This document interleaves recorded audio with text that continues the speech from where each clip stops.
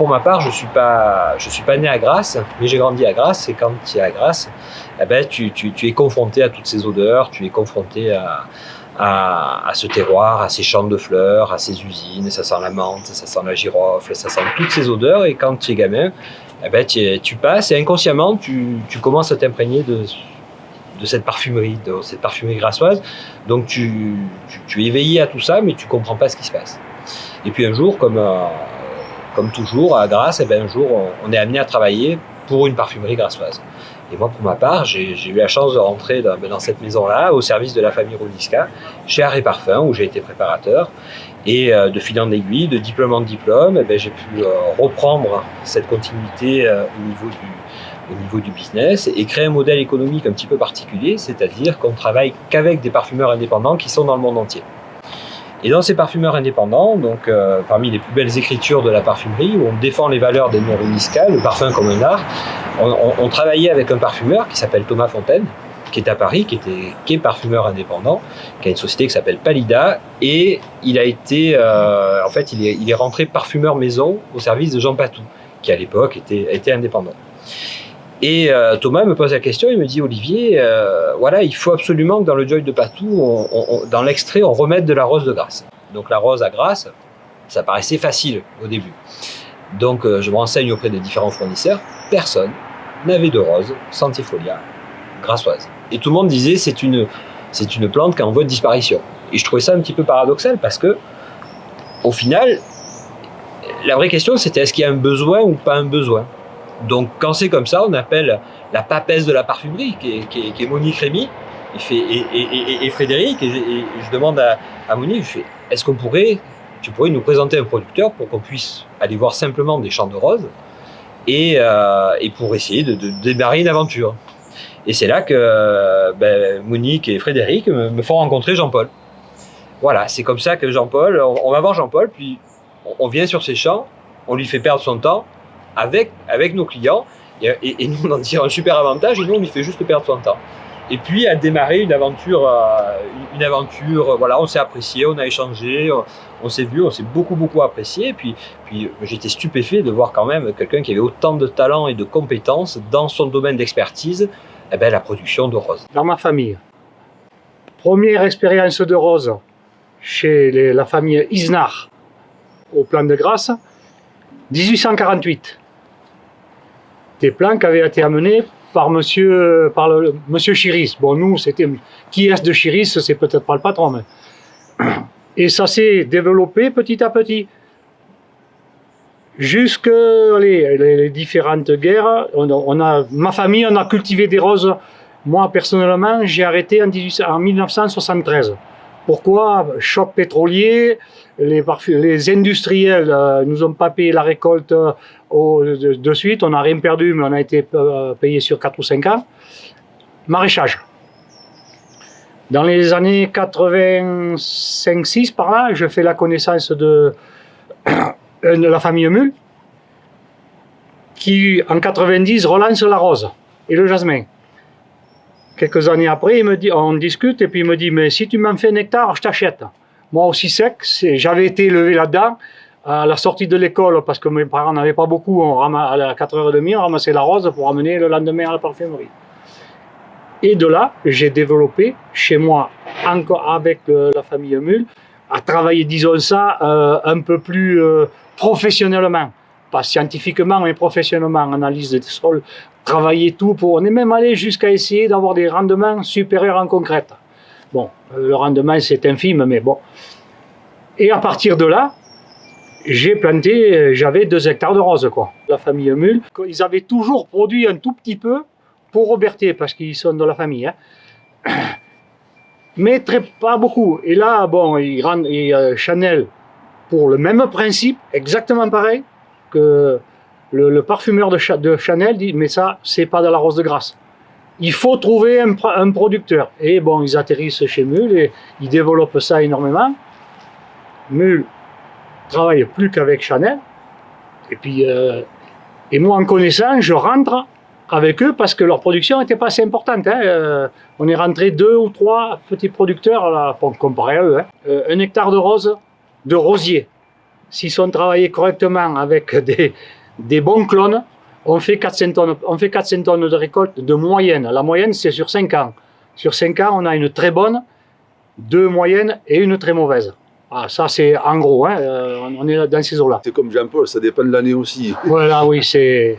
Alors, Mais en moyenne... En moyenne, disons qu'on va s'étaler entre, pour 1 tonne, entre 1,5, je dirais, et 2,3, 2,4, hein, voilà. Kilos. Oui. Non, mais là, il parle en absolu. Exactement.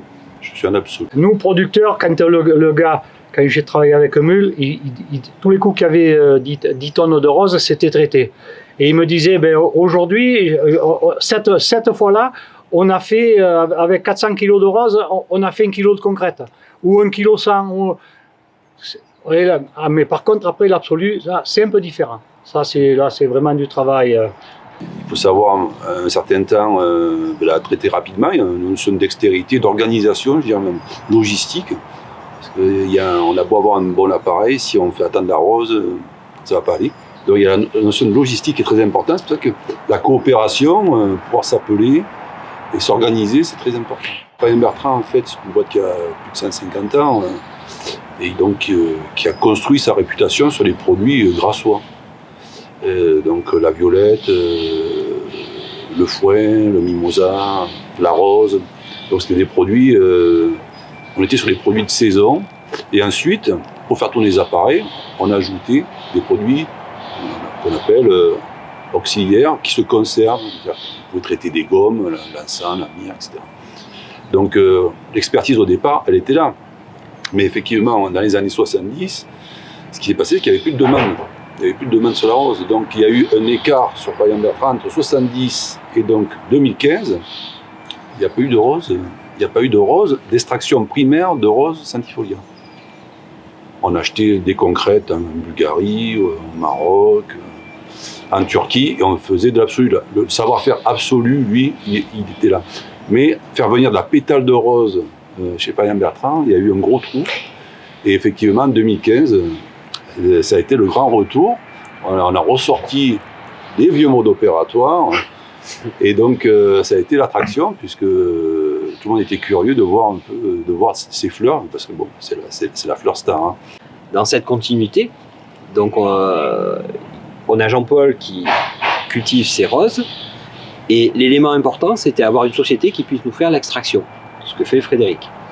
Et donc, on a sollicité Payen Bertrand pour le faire, et donc par l'intermédiaire de Michel Cavalier, Beltru qui travaillait ici, et Vincent et Éric Proal, eh ben on les a sollicités. Et moi j'ai des souvenirs où dans les aéroports à l'embarquement, j'ai fait « Tu vas me traiter ma rose ou tu vas pas me la traiter ?» Il fait « Olivier, c'est compliqué, les extracteurs sont pris, etc. » C'était pas facile, donc il a fallu en parler régulièrement. Et puis un jour ils m'ont dit « Banco ». Et le banco, c'était qu'on avait tous les éléments. On avait la filière dans toute la verticalité, du producteur jusqu'à la marque. Donc on avait la demande et il fallait que nous on puisse fournir avec une offre qui correspondait à tout ça. Et du coup, l'élément déclencheur, c'est qu'il a fallu se parler, parce que c'est une aventure humaine avant tout. Et on s'est retrouvé dans ce bureau d'Éric, en fait, avec tous les intervenants. Et on s'est dit maintenant, on a envie, on veut accomplir, moi personnellement c'était un rêve, pouvoir fédérer tout ça, et tout ce monde, et se dire comment on va faire. Ben là, il y a de la magie dans ça. Il y a vraiment un côté magique où on s'est dit, ben voilà, cette rose, il va falloir l'amener. Frédéric parlait de la logistique, elle est très importante parce que les roses, Jean-Paul va nous l'expliquer, elles s'abîment très vite. Et il faut l'amener à quelle heure, il faut remplir l'extracteur, il faut le vider, il faut, etc., etc. Donc cette réunion, c'est un élément fondateur parce que c'est le début de notre aventure, c'est le début de l'innovation, c'est le début aussi de notre aventure où on a pris beaucoup de plaisir et on continue à en prendre par rapport à cette aventure-là. Donc ça, c'est ça qui est important. Et la partie magie, pourquoi la rose amène cette lumière et cette joie, eh bien ça, c'est la magie de la rose. Ça, je ne sais pas. On cueillait les gosses à 95%, on l'a stocké et on l'a livré le lendemain. Soit c'est des gens qui l'ont ramassé dans les petites propriétés et l'amené à l'usine. Quand j'ai commencé à travailler avec Mule, ça a été fini. Cueilli, porté. Et quand on a commencé à travailler avec eux, là, c'était encore plus rigoureux parce que je leur fournissais de la rose cueillie de 6h à 8h avant qu'elle prenne le soleil.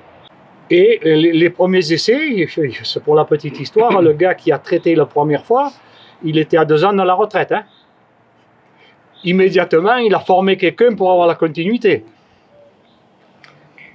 Donc, et là, après, il y a eu, on a commencé à 80 kilos, et puis 100, et puis 120, et puis 140, 180. Et là, c'est Fred qui a trouvé, c'était 120 kilos, le meilleur résultat olfactif. Je dirais qu'en fait, on s'adapte à la capacité de l'appareil, voilà, tout simplement. Hein. Mais à vouloir trop en mettre, ce qui va se passer, c'est que vous allez tasser il y a un effet de tassement qui va nuire forcément. Il faut qu'il y ait c'est pour ça qu'on met des paniers et on les remplit correctement. Et le but, c'est pas d'en mettre le plus possible, de tasser tout ça. Non. Donc chaque appareil a vraiment son poids qui est lié à un petit peu de végétal. Et à partir de là, il y a la quantité de solvant adéquate qu'il faut mettre en œuvre. Et ensuite, on passe sur les temps d'opération qui doivent être bien minutés, les températures. Voilà. Donc il y a tout cet échelonnement qui doit être respecté pour arriver à l'excellence. Déjà, pour moi, j'ai été élevé dans la rose et le jasmin. Pour des raisons financières, on est venu de maraîcher. Mais là, c'est invivable. C'est comme si quelqu'un qui fait de l'élevage. Hein. C'est pareil, il n'y a pas de dimanche, il n'y a rien du tout. Ma femme, elle partait avec un 10 tonnes au marché Garanis, hein, à 2h du matin. Bon, soit, ça vous pouvez couper. Mais après, ce qui a été une grande satisfaction aussi pour moi, déjà, quand on a commencé à travailler avec Mule, on savait où allait notre rose.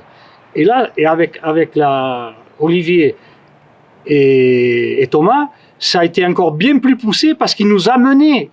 C'est une satisfaction énorme pour le producteur qui dit ça c'est un parfumeur qui vient de New York, qui vient. Et puis ils ont même fait des petits films pour des. Et ça c'est magnifique, mais cueilleuses elles étaient heureuses, elles ramassaient le double. Hein. Nous, c'est de la Santifolia de Grasse. Alors je ne sais pas si c'est un hybride, comment elle a été créée ou comment elle s'est créée. Mais ce qui est de l'autre côté de la Méditerranée, c'est dans la Damas. Si on la regarde, il y a très très peu de différence, mais quand on la met dans le nez, il y a beaucoup de différences. Comment définir cette rose grassoise très particulière ? Pour nous, c'est un gant de velours dans une main de fer. C'est-à-dire qu'elle a toute la douceur, le velouté, la délicatesse, mais elle a aussi la verticalité, la puissance qu'on demande à une matière première pour qu'elle tienne un parfum. Et donc, elle est à la fois douce et puissante. Et ça, c'est ce qu'on demande comme caractéristique à une matière première, parce qu'elle va nous amener la délicatesse, donc à facetter un parfum, mais aussi elle va le structurer. Et donc ça, c'est très très important d'avoir des matières premières qui soient robustes dans un parfum pour sa construction. Donc c'est ce qui va nous amener le volume, la naturalité. Et cette rose-là, elle a cette puissance-là. Donc c'est plus une histoire de prix mais c'est surtout ce ratio en performance de cette matière première par rapport à un prix donné. Et à ce stade-là, et c'était ça qui était intéressant dans cette aventure-là, c'est se dire, est-ce qu'au final, cette matière première n'est plus utilisée parce qu'elle est trop chère et que finalement, elle n'a pas d'intérêt ? Ou est-ce que c'est parce que petit à petit elle était trustée, ou elle était le monopole de certaines très très belles sociétés, et qu'au final c'était important de la remettre au Cardex pour les parfumeurs, et avec 5 ans de recul aujourd'hui les volumes n'ont fait qu'augmenter, la demande est là, on en manque même dans les années un petit peu difficiles, et donc il y a une vraie réalité commerciale, et cette matière première a toute sa place dans la palette du parfumeur. C'est pas simplement cette matière première qui vient de Grasse, etc. Non, elle va dans le prolongement aussi de ce qu'on a fait avec l'UNESCO, c'est-à-dire ces savoir-faire. Au final, oui, nos anciens cultivaient cette rose et elle avait un intérêt certain, et elle a un intérêt certain. Elle est à la fois, c'est à la fois nos racines, mais c'est aussi la modernité et on va dire cette matière première qu'on va utiliser demain. Donc il y a vraiment cette idée que cette rose a toute sa place dans la palette, et qu'aujourd'hui, on a réussi à travers notre aventure, notre histoire, qui est aussi une aventure humaine, à montrer on va dire, à la profession qu'elle a un intérêt. Et aujourd'hui, on voit le succès de cette rose-là parce que tout le monde vient à Grasse pour voir cette rose. Donc ça, c'est très, très intéressant. Et quand on s'est rendu compte de ça, on a décidé d'aller raconter notre belle histoire à Paris. Donc, dans le cadre de l'Osmothèque, on est tous montés. Donc, Jean-Paul avec sa femme, les équipes de Payan-Bertrand, Thomas qui était là-bas, et on a raconté notre histoire.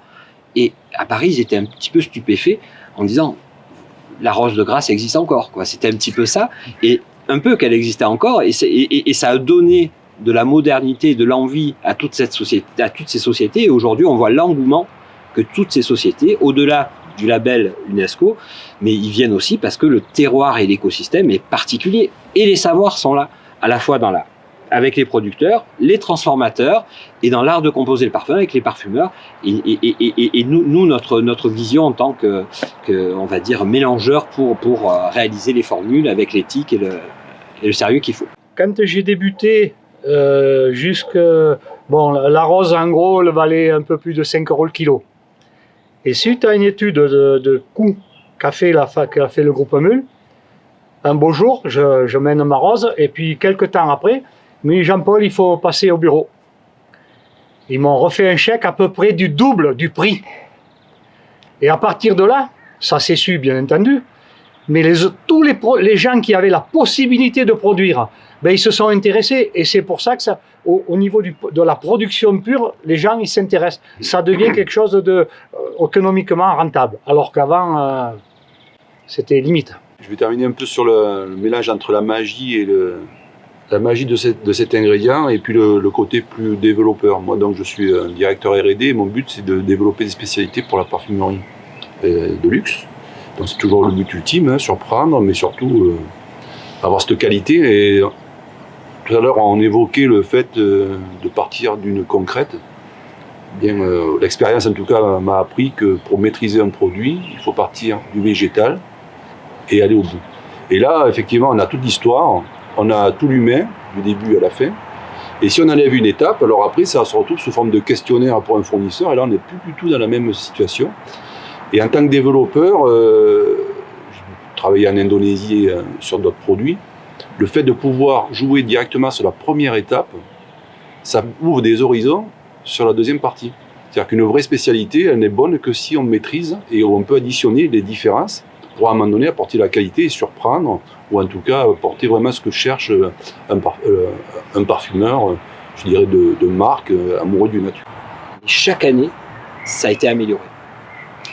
Donc ça a été amélioré dans la rose, dans tout ce que faisait Jean-Paul, qui était déjà la perfection, mais aussi dans l'extraction, chez Payan-Bertrand, chaque année, ils ont évolué, ils ont travaillé sur le solvant, avec des choses très particulières. Chaque année, ils ont peaufiné, ils ont amélioré pour avoir un produit qui est très joli, mais techniquement et réglementairement aussi, qui est parfait. Donc ça a amené aussi de l'innovation, et donc on est vraiment, c'est des racines et des ailes, on aimait bien cette idée-là, c'est-à-dire les racines et les savoirs, mais pour performer et pour performer demain. Ça c'est important. Et moi je voulais, pour conclure un petit peu, comme on est un petit peu dans le pays de Saint-Exupéry, mais notre histoire, c'est un peu une citation de Saint-Exupéry. C'est fais de ta vie un rêve et fais en sorte que ton rêve, mets tout en œuvre pour que ton rêve soit réalisé. Et ben aujourd'hui, moi, grâce à ces messieurs, grâce à Payan-Bertrand, grâce à Thomas, grâce à tous ses amis, on a réussi à réaliser une aventure. Tout le monde nous disait que c'était impossible. Et ben cette aventure, on a réussi à la vivre. On est là, on est devenus amis. Donc ça, c'est quand même important. Au-delà de la parfumerie, etc., il y a des belles histoires. Et donc aujourd'hui, il y a une vraie amitié entre les différents protagonistes. Et on est très fiers aussi de cette aventure humaine et des produits qu'on a réussi à fabriquer et à réaliser.